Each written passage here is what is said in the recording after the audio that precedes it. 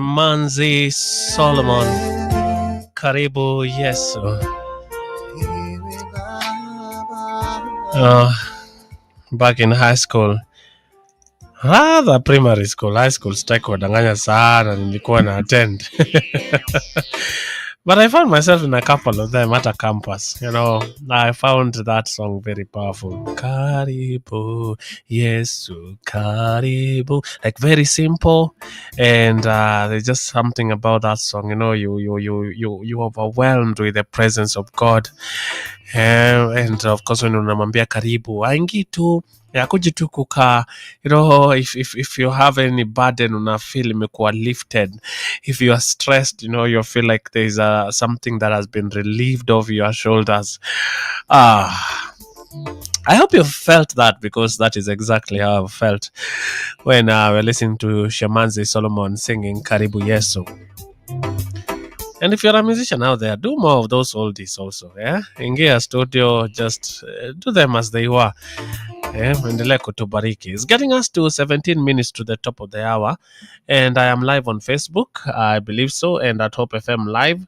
And you can let me know kama unaniona vizuri, sauti iko vipi, so that I get to adjust before hata tusonge mbele sana with what I'm sharing. And today I'm here to remind you of something called life. Uhai. And I'm here to, my hope is that you'll also be encouraged. For somebody who says, mimi naona ni kama uhai is not important. My aim also is to start up something in you that when you see life being taken, when you read the news, when you're watching the news, and 4 stories is about somebody killed another one killed another one, and you just change channels like it's a normal thing, that such things would itakusumbua mpaka you will be praying even for people you don't know concerning matters life. And the third thing I desire to achieve with what I'm about to share here is that to acknowledge that this life we have, number one, is a gift, and none of us is the taker of life. And we're going to look at scripture and see God's sovereignty over what we call life and even death. And so I'm going to start from Genesis chapter 1, verse 26. And this is where I'm going to begin. And Genesis chapter 1 is all about creation. In the beginning, God created the heaven and the earth. Now the earth was formless and empty. Darkness was over the surface of the deep, and the Spirit of God was hovering over the waters. And, God said, let there be light. Then God said, let there be a vault between the waters to separate water from water. And then God said, let the water under the sky be gathered to one place, and let the dry ground appear. God said, let there be lights in the vault of the sky to separate the day from night, and let them serve as a sign to mark sacred times and days and years. And then God said, let the waters teem with living creatures, and let birds fly above the earth across the vault of the sky. And God created the great creatures of the sea. And God said, let the land produce living creatures according to their kinds. So the livestock, the creatures that move along the ground, and the wild animals, each according to its kind. God said, let the land produce living creatures according to their kind. So, but ikafika kwa mtu, and God said, let us make mankind in our image. So when land was producing living creatures, God himself made mankind in his image, in our likeness, so that they may rule over the fish in the sea and the birds in the sky, over the livestock and all the wild animals. Cast is the ground because of you. No, sorry. That is chapter 3.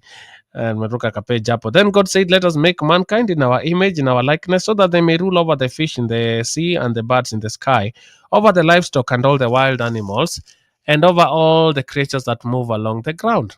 And so God created mankind in his own image. In the image of God, he created them, male and female. He created them. And he blessed them and said to them, be fruitful and increase. So you can read the whole of Genesis chapter 1. But I've shared, where God calls a meeting and says, let us make mankind in our own image. And so when the land was producing other living creatures, God himself made man in his own image. So I'm here to remind you of what this life is. You know, we always when somebody tells you you are important, you are loved, you know, no matter who you are, you matter. No matter, even at times no matter how sinful your choices have been, God intimately loves you. At times unakuta inakuwa ngumu kwa mtu kuelewa. And so this one is not for the perfect people. This one is for anybody who desires to know more about, you know, this God. And so he says, in the beginning, you know, every life, no matter how big, no matter how small, every life is precious to God. And we take that from, the scriptures, Genesis chapter 1. You know, the foundational truth that God created man in his own image. In the image of God, he created them male and female, boys and girls, he created them. The foundational truth. And now, we understand that God is intimately involved in creating human life. We believe that every human life has dignity, value, worth, and purpose. So, number one, you are not an accident. You know, you are a human intentionally placed on earth at a specific time in history today by God's choice, by God's design. And so God is the giver of life. And when you go to the book of Job, and you know, this is where we get a lot of what I'm going to talk about. Job chapter number 12 and verse 10. I'm going to start from 7. But ask the animal and they will teach you, or the birds in the sky and they will tell you, or speak to the earth and it will teach you. And now, you know, we've seen from chapter 1 all these things Job is talking about here. You know, God made them. And now he's saying, ask them, and or let the fish in the sea inform you, which of all this does not know that the hand of the Lord has done this? What has the hand of the Lord done? In his hand is the life of every creature and the breath of all mankind. In his hand is the life of every creature and the breath of all mankind. And so no matter where you are placed, hata kazi gani unafanya, unaweza kuwa wewe ni daktari, unaweza kuwa wewe ni karao, wewe ni polisi, unaweza kuwa wewe ni politician, unaweza kuwa wewe ni mkulima, unaweza kuwa wewe ni pastor. One thing you need, you and I as believers, lazima tujue kwamba in his hands the life of every living thing and the breath of all mankind. So there is life of everything and then there is breath of all mankind. Now, every breath you have taken since you have walked into, you know, into this world, tangu uzaliwe, is in the hands of God. Every breath you've taken today is in the hand of God. Every breath you are taking right now is in the hand of God. And that means the only thing God would have to do to terminate your life would to stop giving you breath. All God will have to do will be to close his hands, because he is the giver of life and your breath and mine is in his hand. So ni kufunga tu hivi. And so when you see it like that, then you appreciate the fact that you are alive.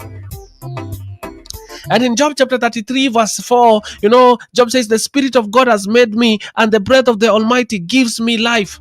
And so life is a gift. It's not an accident. You were created with a purpose. Hata kama unaona kama Karisa hapa, hii purpose yangu ni gani? You were created not only with a purpose, you were created with dignity and with value. And every life you create, and every life you create has dignity, value, worth, and purpose. The Spirit of God has made me, and the breath of the Almighty gives me life.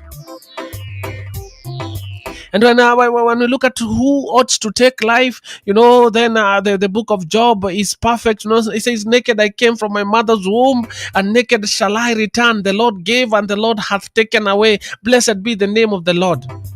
So before you pull the trigger, before you wait for somebody kwa kona, as munapanga saizi mahali mutaenda mission, wherever you watch this, as before you even say enyewe alikuwa ana deserve, let me remind you that none of us has the right to take that life. And now we look at the situation where Job was speaking. My brothers and sisters, if Job had said kaput, mi nimemalizana na hii life, tunge understand, because jamaa alikuwa amepoteza kila kitu. He had lost his 10 beloved children through tragedy.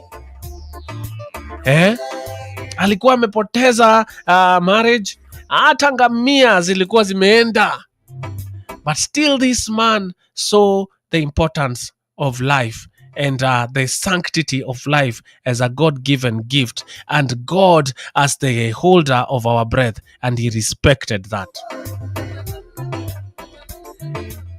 And so even when we argue, should we take life, I have the right to, you do not have the right to take life.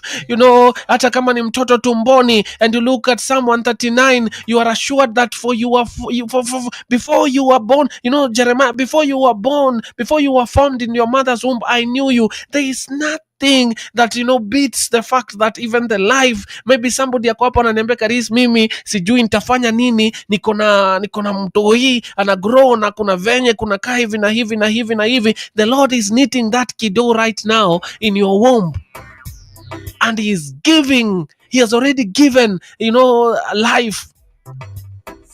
And so for you formed my inward parts, you got any body parts, you got like wewe uko na body part hizo Mungu aliform. It is not good when him, okay, you knitted me together in my mother's womb.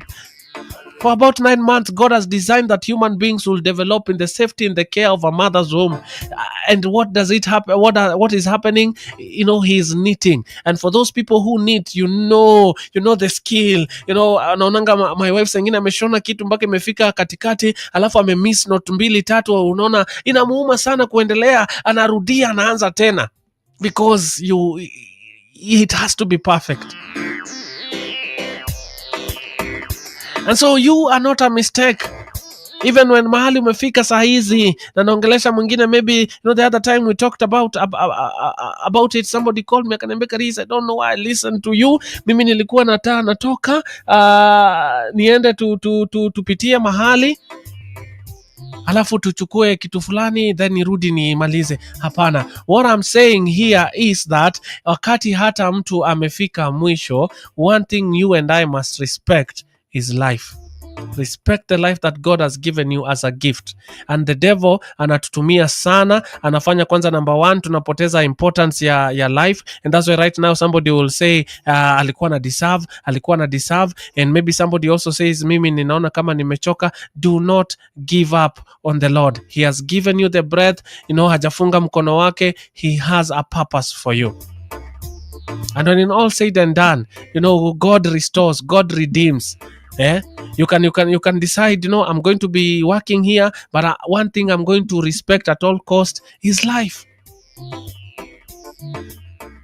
Your life is important.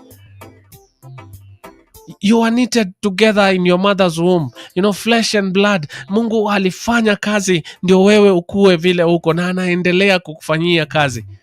So let's not take life for granted.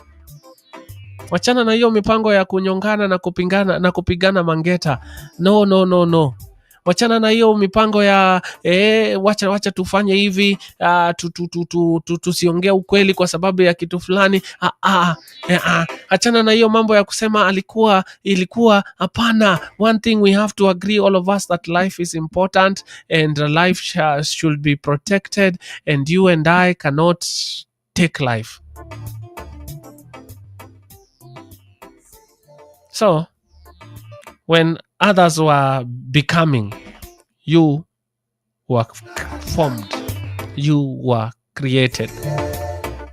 When others just existed, you were given breath from God directly. And he cares for you and I so much that this creation had to be in his own image. Your life matters. Your neighbor's life matters. Your enemy's life matters. Your subordinate's life matters. Every life matters.